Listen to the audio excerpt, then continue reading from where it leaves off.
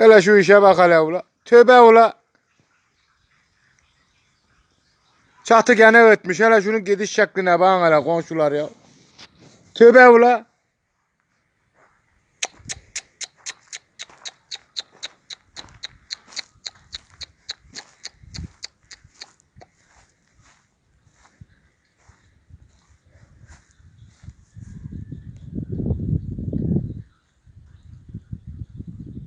Aman ya Rabbim, aman ya Rabbim.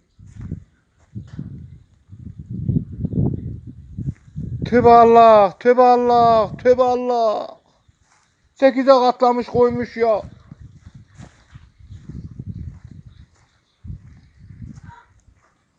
Senin ne işin var CHP'nin mitinginde? Diyarbakır'ını sık diyor mu dölü ya derler sana.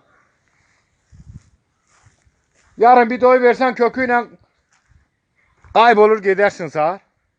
La git ula git. Ne CHP'si ula? Git ya git ya. Git. Mart'ın sonu baharmış. Aha sik bahar sana. Aha bak. Aha sana bahar.